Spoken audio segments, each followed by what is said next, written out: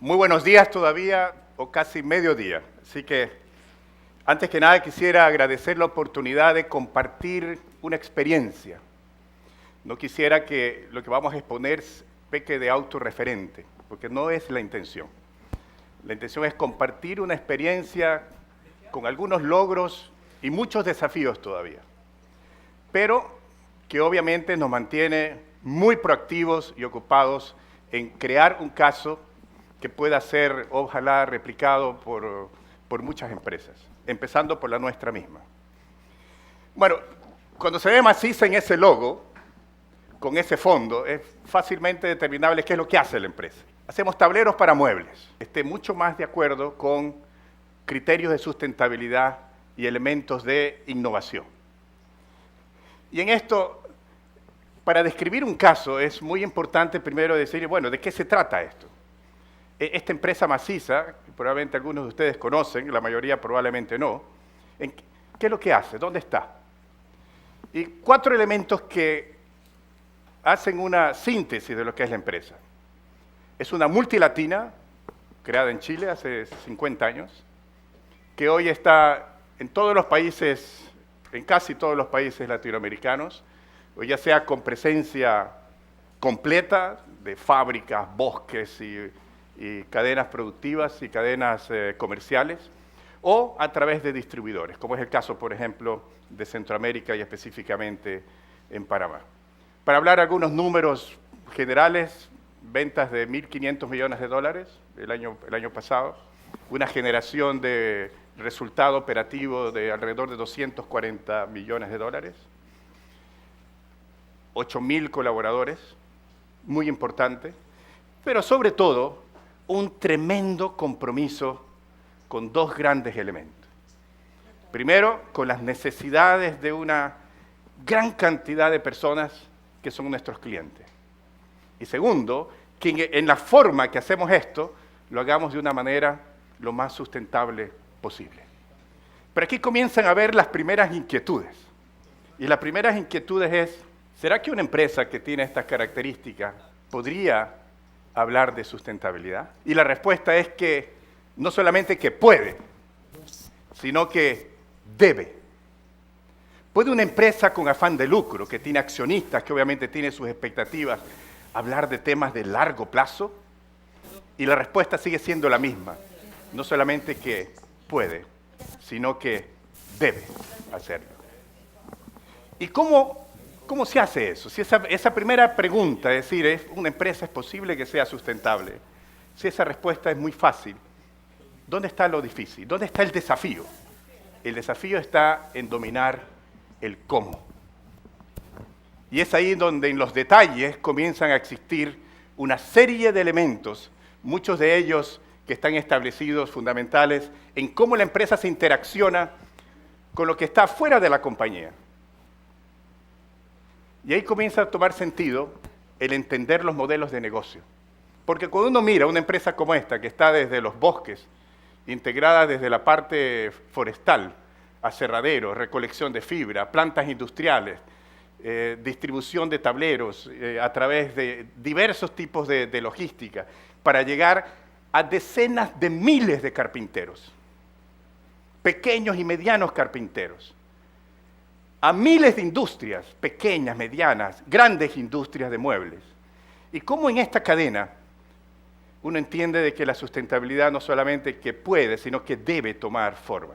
Es porque al final del día, desde los bosques hasta el usuario final, siempre hay personas. Siempre hay grupos de personas. Llámelos stakeholders, llámelos grupos de interés, llámelos como quiera. Pero son grupos de personas que tienen expectativas, que tienen necesidades y que tienen ambiciones. Que tienen problemas, pero también quieren cada día luchar por solucionar los problemas. Y el tema es que muchas veces las soluciones que existen no son suficientes. Y es ahí donde viene la gran pregunta que la sustentabilidad empresarial puede comenzar a responder, y es, ¿y ese tipo de problemas de estos grupos no son también para las compañías? Y ahí donde está la primera respuesta, que requiere una claridad meridiana para sobre eso construir una actitud. Y esa actitud comienza a darse cuando uno procesa esto y dice, bueno, vamos a empezar por lo básico. Si queremos entonces responder que sí podemos hacer cosas importantes respecto a estas expectativas, necesidades, frustraciones, oportunidades, ¿cómo lo hacemos parte para que en el mismo proceso de generación de valor, tradicionalmente para uno o dos stakeholders o grupos de involucrados, lo hagamos para muchos más stakeholders, por lo menos que nos interese o que nos deba interesar? Y ahí comienzan a salir algunos elementos relevantes en torno a la definición de sustentabilidad para hacerlo propia. Y aquí hay tres grandes esquemas. Lo primero tiene que ver en cómo queremos medir nuestro éxito. Eso es algo que uno lo escucha desde hace mucho tiempo. No solamente para las empresas, sino para las ONGs, para nosotros en nuestra vida personal, para nuestras familias. ¿Y por qué las empresas no tienen que hacerse la misma pregunta? ¿Cómo queremos medir nuestro éxito? Y aquí uno de los esquemas fundamentales es de que una empresa que quiere dar ese paso de involucrarse en generar un valor más equilibrado, más balanceado, en su propio beneficio de largo plazo, tiene que pensar no solamente en el tradicional esquema económico, sino que mientras hace esa creación de valor económico, cómo lo está haciendo en función del valor social y ambiental. Y esa es la primera decisión que uno debería tomar. Me voy a comprometer, como se decía más temprano, a que mi éxito económico también lo balancee con relación a los impactos que genero en la parte social y ambiental, ¿o no? Muchos pueden decir, puchica, pero no me la pongas más difícil, pues si ya lo primero es muy complicado. ¿Por qué me la vas a poner más difícil? Y esa palabra del difícil o no, radica es, ¿cuál es tu compromiso? ¿Cómo quieres hacer tu gestión de gerencia? ¿Qué tipo de gerente ejecutivo, dueño, empresario quieres ser? Y luego nace un segundo esquema, que es, para que esto se pueda hacer realidad, entonces tienes que mantener una nueva educación mental en el ejercicio de la práctica de la gerencia. Y ahí me voy a referir sobre todo a las estudiantes. La nueva gerencia, que exige un mundo con todas las particularidades que acabamos de escuchar en muchas de las participaciones en la mañana, tiene mucho que ver con un cambio fundamental. Y el cambio fundamental es el partir de solamente trabajar para un grupo, que es los accionistas, y abrir ese campo para equilibrar al accionista un mejor éxito a largo plazo y determinar también cómo estoy interactuando, cómo estoy creando o destruyendo, cómo puedo mitigar o crear oportunidades respecto a otros stakeholders, empezando por tus propios colaboradores, por tus clientes, incluso con el gobierno y sobre todo también con las comunidades. En este concepto no debe haber mayor vergüenza para alguien el que tenga una empresa exitosa, que lleva 20 años generando una gran fortuna y la comunidad a la cual está involucrada sigue tan pobre o más pobre que cuando empezó. Eso es algo que hoy en día la expectativa social exige que sea totalmente lo contrario. Y es ahí donde uno tiene que, en la soledad o del poder o de la colectividad, definir cómo quiero medir mi forma de actuar. Y un tercer elemento es entender exactamente lo que es responsabilidad para ti, lo que es responsabilidad social empresarial para una corporación, pequeña, mediana o grande, lo que sea. Y en esto establecer de que el concepto más básico en esto está en tener un compromiso de balancear tus impactos, con filantropía o sin filantropía, pero balancea tus impactos. De tal manera de que cuando des la lección cada trimestre, cada mes, tengas un esquema mucho más positivo para poder compartir. Y en este sentido yo quisiera establecer algunos elementos que son ejemplos de cómo esto se hace parte entonces de una estrategia. Y aquí hay 4 conceptos que quisiera ver. El primero de inclusión, segundo responsabilidad, transparencia y colaboración. En inclusión, encontramos de que hay alrededor de más de 200.000 carpinteros conocidos y muchos no conocidos, que pueden doblar ese nivel, de que han trabajado por muchos años de manera aislada. Los estudios antropológicos, como escuchamos hoy, sirven mucho para esto, para identificar necesidades que a veces uno no sabe, los puntos ciegos que incluso las personas creen que no son posibles de darse. Y cuando encontramos esto, creamos un programa hace 3 años, donde hoy 30.000 carpinteros, por primera vez, son parte de una comunidad que tiene acceso no solamente a capacitación o a promociones o premios, sino a sentirse parte de una cadena más grande que los respalda y que les ayuda a vender. Por otro lado, Maciza capturó el liderazgo en México hace poco tiempo y lo hicimos por una competencia de poder obtener fibra en un país no forestal a través de miles de pequeños productores de bosques, que nuestros competidores le tienen pánico, porque obviamente es un poco más complejo. Pero cuando esa complejidad se la puede capturar desde un punto de vista de generación de valor, no solamente para una ventaja competitiva, sino también para poder establecer una nueva cultura forestal en un país, las oportunidades comienzan a determinar. Hoy Maciza tiene más del 50% de market share del mercado de tableros para muebles de México, fundamentalmente por procesos de reciclaje, en procesos de replicabilidad de estos esquemas y su capacidad de manejar miles de pequeños silvicultores para poder abastecer fábricas de una manera distinta a la tradicional. Por otro lado, segundo concepto importante en la práctica es aprender a colaborar o a dejar que otros nos colaboren con ideas que nosotros no conocemos, como por ejemplo alianzas con otros sectores que tradicionalmente no son parte de nuestros targets.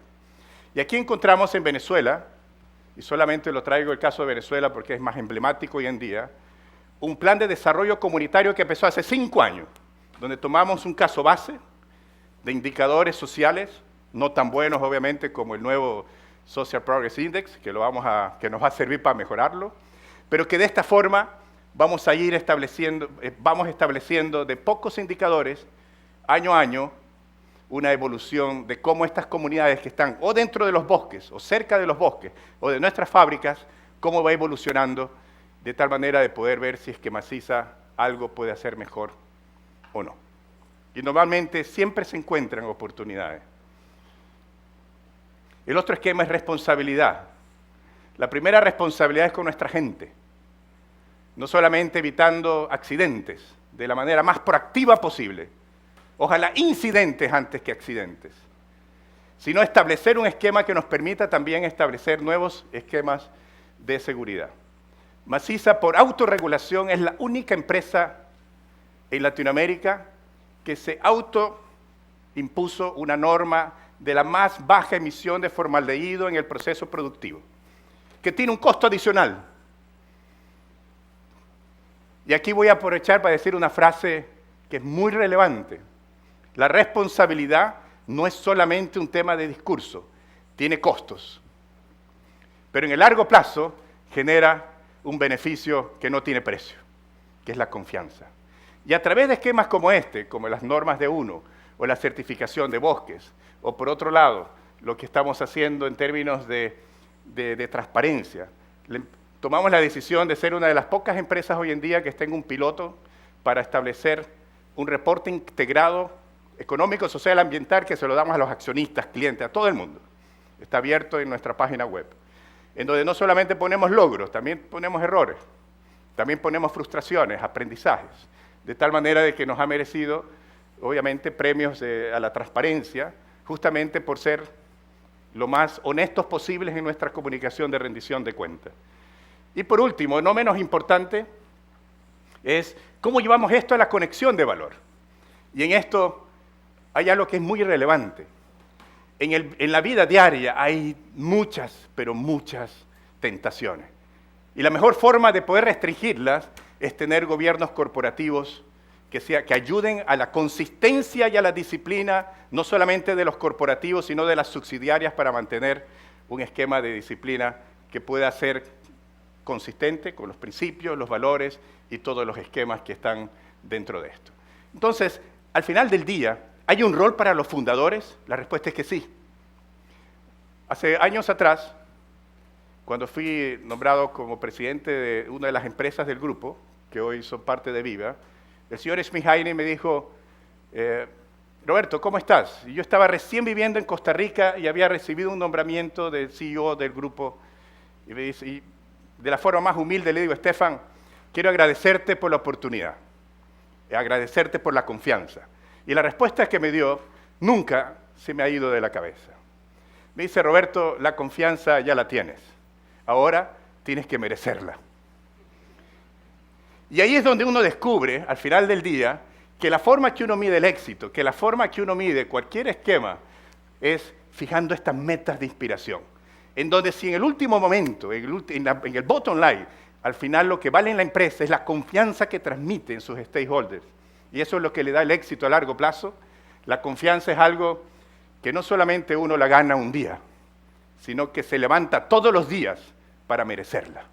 Y en ese sentido, ser consistente con tratar de siempre estar a la altura no solamente de las expectativas, sino también de las futuras, exigencias que existen.